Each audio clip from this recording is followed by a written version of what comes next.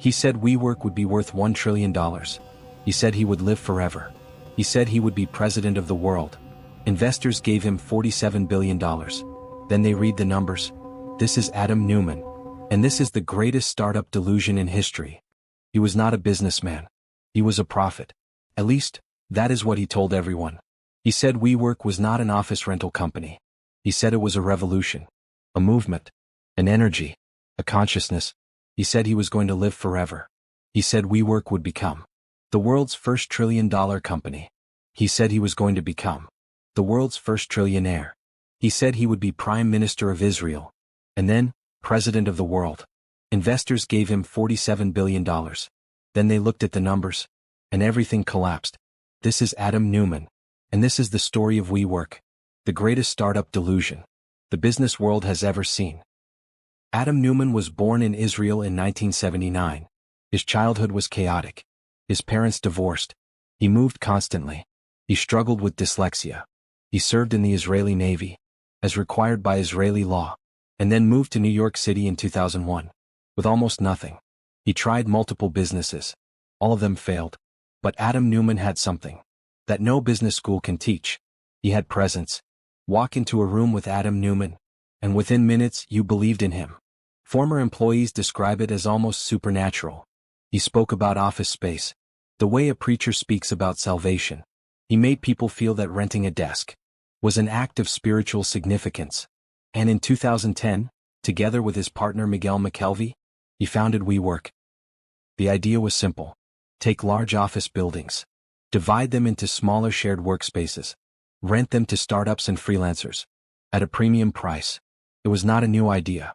Shared office spaces had existed for decades. But Adam Neumann wrapped it in the language of revolution. WeWork was not selling office space. WeWork was selling community, energy, belonging. The offices were beautiful.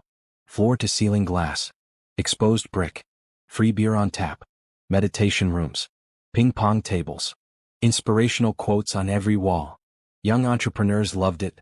And investors, intoxicated by Silicon Valley fever, saw something that was not there. They saw a tech company. WeWork was not a tech company. It was a real estate company, with very expensive furniture. But in the world of 2010 startup culture, the story mattered more than the numbers. And Adam Neumann told the greatest story anyone had ever heard.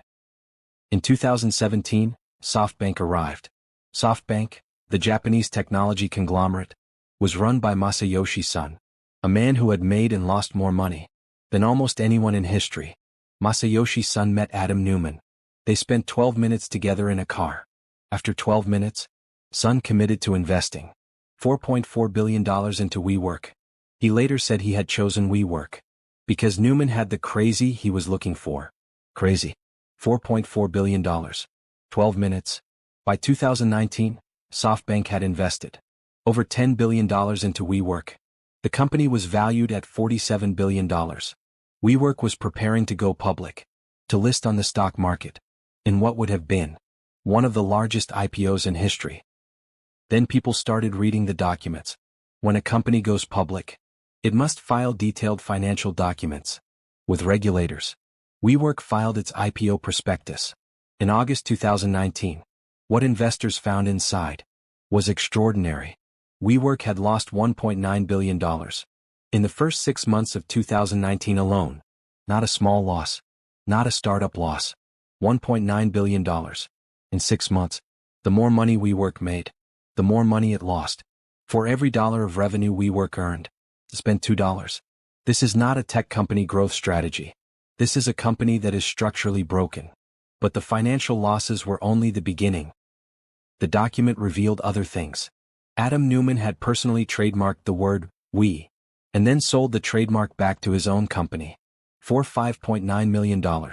He had borrowed hundreds of millions of dollars from WeWork, using WeWork stock as collateral, and used the money for personal investments. He had purchased 4 private jets on company money. He had flown to Israel on a company jet with a bag of marijuana, which had to be thrown away mid-flight. When the crew discovered it, he had purchased properties worth more than $80 million, and then rented them back to WeWork. He was the landlord and the tenant simultaneously.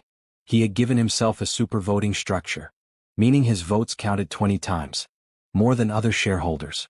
He had put his wife, Rebecca Neumann, in charge of WeWork school division, despite having no relevant experience, and given her the power to fire anyone she felt had bad energy, in a $47 billion company.